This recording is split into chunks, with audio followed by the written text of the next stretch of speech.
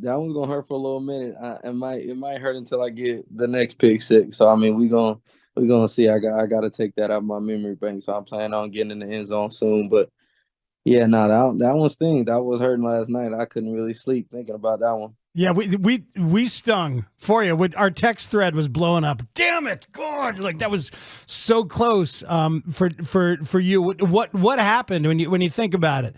Was it just a physical reaction in the moment, or was something else going on? I mean, honestly, it happened kind of quick, and I think maybe I couldn't get both hands on it. Kind of end up tipping off my fingers of my right hand. But I mean, honestly, kind of thinking back at it, because I've replayed it in my head almost over 100 times at this point now. Maybe I feel like I maybe undercut it too early, but I feel like even in the moment, I mean, I got fast on the ball. We ran a man coverage, and Amara was the only receiver in the backfield, so I was trying to find him, and everything kind of happened quick. So when I see him get to the flat, I'm like, okay, damn, I just got to go. And I mean, that was my easiest immediate angle that I took. And then, I mean, kind of started to reach out for it and couldn't end up getting two hands on it. But I mean, still got to find a way to try to bring that in, maybe try to find a way to tip it up, grab it, and then take off with it. But some way, somehow, that got to be a pick 6. Do you really lay awake at night after something like that? No, no, no. Because I mean, honestly, for me, that was probably the first time where I feel like I really dropped like a pick 6. I mean, in practice, you don't really worry about it. I've done it in practice, but like in the game, I mean, that's to me, that's something that you go the next day or the same day and you see yourself on ESPN. I mean, I would have been what 97, 98 yards. So I mean, just for me and everything that I'm trying to do, and that's what I can. I mean, that's the only thing I can ask for is opportunity like that. So I mean that was one where I stayed awake because it's like I mean I feel like my homie Deron Bland he got what 4 pick 6s now, Yeah. so it's like That's an dang, NFL record. yeah, exactly. So I mean I could have had two, I could have been on the way, and it's like I mean 3 interceptions, two pick 6s. I mean they can get better now, but I mean sure that's things that those are good numbers. Those things that you want to put yourself in positions to win. I mean, shoot, I would have took points off the board and gave us points, and then sure, just individually, that's given me more opportunity to do everything that I know I can do. I was wondering about that because you have been very open and honest and candid about you want to be all pro. You want to, you're playing for a big contract and generational security for you and your family. How quickly after you drop that pick 6 are you thinking, damn, that might have cost me money? I wouldn't say I thought about it from that angle. I think it's just more so. I mean, I wouldn't even say cost money, but I would definitely say that's something that I think makes it easier. I feel like to vouch for certain things. I mean, even at the end of the day, I still think it's not the high numbers are still tangible. So it's not like it's like okay, dang, because I didn't do that, now I'm not going to get this. It's like that only helps, and it's like sure, that's just something that just goes under your belt that people can add to it. But it wasn't like dang, I lost money. It's like nah, I could have added a little extra money to it. It's funny. Like in baseball, they have arbitration, right? Where Mhm. like a player goes and makes the case for what they think they should get paid, and the team that he's playing for makes the case against him. It's crazy because it can mess with a relationship. And there I was like watching that, and like Danny, kind of wondering, thinking like, all right, is this the kind of thing that they show your agent? Like I'm like picturing like they show an agent that and say, well, he's got to be able to make this play. Like I don't know if those specifics come up in agent negotiations like that. Have you ever heard of things like that coming up in negotiations? Nah, I wouldn't say. I mean, if that was something that I think happened consistently, where it's like he's consistently dropping or consistently not capitalizing on opportunities, then it's like, okay, that's an issue. But I mean, I don't think anything that's not consistent, I think you can't really bring up too often. I think it's more so of consistency, especially after 4 years. I mean, you have a pretty good body, a pretty big body of work considering everything that I've done. I mean, I have over thousands and thousands of reps in this league. So I mean, I don't think it's just oh well he dropped this interception or didn't make this play one time, so we're not gonna like pay him a certain amount of money. I don't think that's how it works. But again, I'm not the one that makes those decisions up in Well, the office. and we're talking about it from the contract side, but there's also, I mean, all pro, right? Only two corners Mm-hmm. get to be all pro. And you said you're right. You've got thousands of reps, but so yesterday it's the would be pick-6. There was Mm-hmm. the one that it seemed like you could have caught. They didn't have a great Yeah. angle of it on the one that he overthrew Laporta. Do you feel like you should have had that one? Yeah, I feel like more so not so much of the other one. I feel like I feel like I've made plays doing maybe a one hand interception, tipping the ball up. I made those plays before. I mean, the diving one definitely had an opportunity yet. I just know I've never had a diving interception where the ball's low and I'm trying to dive and get under it. I mean, so for that one, I'm not too upset, but definitely an opportunity I got to capitalize on. So like it just felt like an out of character game. There was the Jameson Williams touchdown on the second to last drive where it seemed like maybe you and Eddie had a miscommunication. There's those two interceptions. There's the long pass interference penalty. Like, is this like the first game in a long time that you would maybe have a negative grade on yourself? Negative grade. I mean, I wouldn't say negative grade. No, I just know those two not um just not capitalizing on those two interceptions. I feel like is the only really big negative thing. I mean, as far as the Jameson touchdown, I mean that was I feel like the right call for, in a sense, the right coverage we were in, us being in a certain zone where everybody's trying to high low and everybody's trying to kind of be in certain positions. Cause I mean, it's not just as simple as, oh, this is your guy, that's your guy. It's like, I mean, the pickups were all the way we picked the route up was there. We just gotta try to find a way to be a little tighter. But I mean, that's just a beater for that coverage that we were in. So I mean, that one wasn't.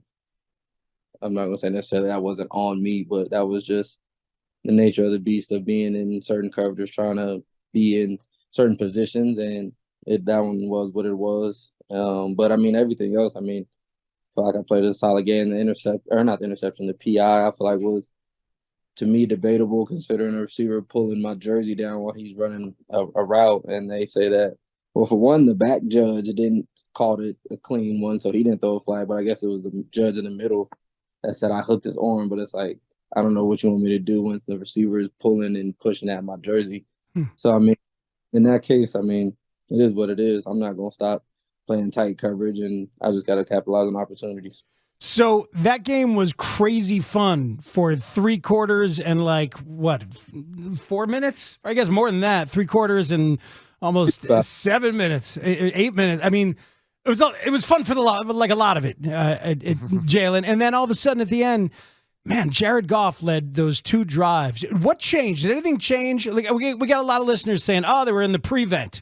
And that's what happens when you're in the prevent. Or did Goff just find a rhythm? Why were they able to do that stuff offensively, the Lions, after they had not been really able to do it for much of the day? I think really, I think 2 minute, just being in a 2 minute drill. I mean, you wouldn't necessarily say you're in prevent, but I think in a sense there is some truth to being in prevent. I mean, that's part of the 2 minutes, especially with them having it being a two position game. So I mean, of course, you want them to kind of milk the ball as much as possible, milk the ball. But I think what hurt us or got us in the bind is not getting the ball down right when it was caught. And I know the running back Gibbs, he ended up catching one, making a miss, getting out of bounds.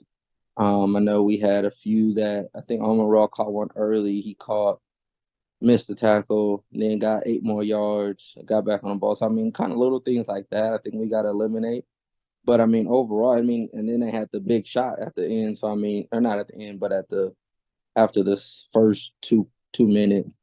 And then, so I mean, I feel like even in a situation like that, we would want them to milk that clock down some more, keep everything in front, take some time off, make them have to, if anything, score when they're closest to the end zone versus scoring from the 35, 40 out, taking that deep shot. But I mean, overall, I mean, we can always say, well, maybe we should be more aggressive, maybe we should do this, do that. But I think we played it pretty much pretty solid. I mean, there's always a shoulda, coulda, woulda, but at the end of the day, we got to make the plays that were there for us to make So to get that. in that 2 minute, like when you're thinking like that, it must be easy for the aggression to just kind of go away a little bit. Like after you've had a sense of aggression the whole game, and then it's kind of a different thing. Is that a difficult mindset to kind of wrap around as a collective when all of a sudden you change, maybe the aggression goes away? I mean, yes and no. I mean, you can only play in the sense what you're called. I mean, if we were to call an all-out blitz and we got to cover in the back end, there's plenty of aggression there. But I mean, just as far as trying to execute the calls, not. I mean, it just wasn't nothing that I feel like we can do as far as the mindset. I mean, the mindset is based on the call. We just have to execute it. We're talking to Jaylon Johnson here, Parkins Spiegel on the score. The Denver loss was pretty brutal. This one, it's never happened before. I don't know if you saw this or whatever. I know you're not really on social media, but no team has ever had 40 minutes or more of time of possession and been +3 in the turnover takeaway department and lost the game. It's never happened before. So these are agonizing losses for fans. Can't even imagine what it must be like for you guys. How's the mood? Like, how's morale on the team when you guys have had these gut punches like you've had? I mean, shoot, say hurt, disappointed, frustrated. I mean, and there's plenty of words that we can use. I mean, but at the end of the day, we got plenty of ball left, so it's not like we can just break down, point the finger. I mean, that's not going to help anything. So I mean, we're still the morale is still good, but I mean, the vibe and the feeling that we all have is disappointed, hurt, frustrated, let down. I mean, there's like I said, there's plenty of emotions behind it, but I mean, at the end of the day, we still are sticking together and still have to stick together. We got plenty of games left to play. Yeah, Eberflus said after the game, he was like, I tried to focus on the positives and show you guys that there were a lot of positives from what you did. Does that message resonate when the final score isn't what you want it to be? You said, does the message resonate? Like, is it easy to see that? I would imagine it would be difficult to take the positives from it because we all know that there were some. I mean, right? Justin was great. You guys had a bunch of interceptions. I mean, Tremaine made a good play. You know, there are plenty of them, right? There obviously were positives in the game, but I would think it would be hard to take that away from a game like that. I wouldn't even say take it away. I think it's hard to appreciate it when you don't win. Right. And the thing is always the win. I mean, it's not about playing good. Oh yeah, we played good ball. We played good ball. Yeah, we did this. Or we outnumbered them. It doesn't matter if you don't win the game. Quite frankly, because I mean, for them, they won the game. So it's like, oh, they're still making the same corrections that we got to make, but they're doing it with the victory on their side. So I mean, honestly, I wouldn't say it doesn't matter, but for the way that we see it is we much rather win a game and not have played good than play good and not win a game. So I mean, the name of the game is to win. So that's what we're focused on. And the only way we feel like we can keep winning is to keep getting better, to keep doing things right. So I mean, we definitely can build on the things that we do good and do right and continue to try to get the odds in our favor. And that's the only thing that we can do and continue to push and try to win games. Who picks you up if you need it, Jaylon? Who calls you or texts you and or like talks to you on the sidelines and makes sure that you're not beating yourself up too much about a mistake or anything like that? I mean, I could say everybody. I mean, depends on the time, depends on the moment, depends on what may have happened. But I mean, I can definitely say the DBs first. I mean, Tremaine, TJ, coaches at times. So I mean, it really just depends. But I would just say the defense, my team. Got you. How'd it feel to have Justin out there? I mean, it was like we're talking about. It was crazy fun. Like he was electric and really, really, really good. Oh, it felt good. It made it definitely made things a lot harder for Detroit. I know that with him coming back, and I think you just have to play different when you have a guy like that can throw the ball and that can run. So I mean for us it's easy for us and happy for us, but I mean for defenses that's not a comfortable feeling out there when you get a guy back that's dynamic like that.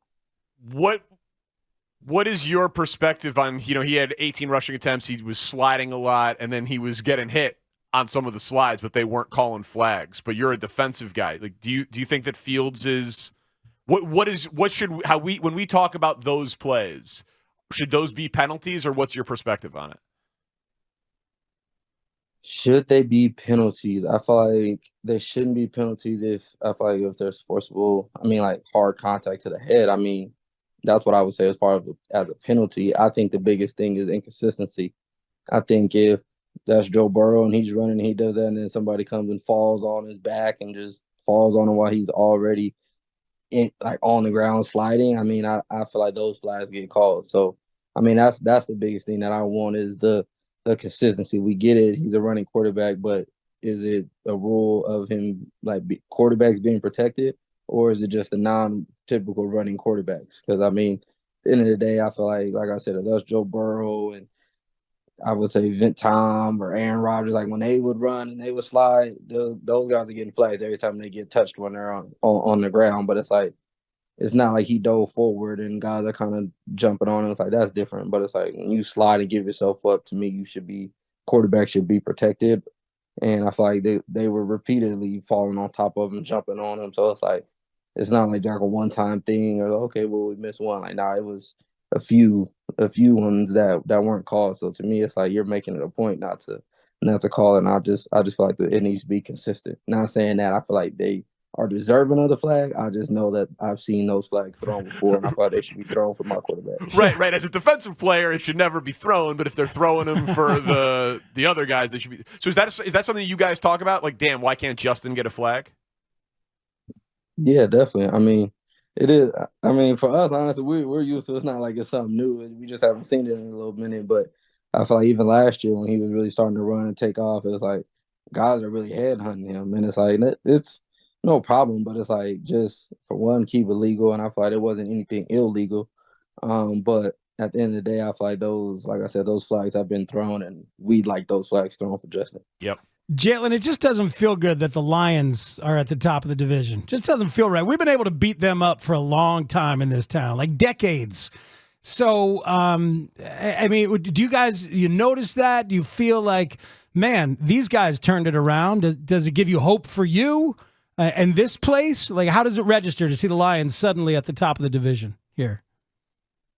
I mean, for me, it doesn't sit well at all. 'Cause, I mean, my first 2 years, that was almost a sin if you lost to the Lions. So I mean, definitely they definitely done some good things. I feel like in these last 2 years, being able to turn it around so quick. But I mean, I feel like too, it happens when you got a lot of number one overall picks, you got a lot of high draft picks, you got a lot of trade value, and you trade. And I think they hit on a good trade with Jared Goff as well. So I mean, that typically doesn't just happen. No trade going that well for both sides. I mean, things have went in their way. They got a heck of a coach, and I feel like Dan Campbell, and then they got one of our dogs in Demo to Mm-hmm. ignite that running game. So I mean, some things that really went in their favor for them as far as the personnel, as far as the coaching. So I mean, just for us, I mean, there's always hope. But I mean, at the end of the day, like us and not winning games, I mean, we gotta execute, and I'm hoping that we can execute and get the right guys in the locker room and just all bring it all together the same way that they have.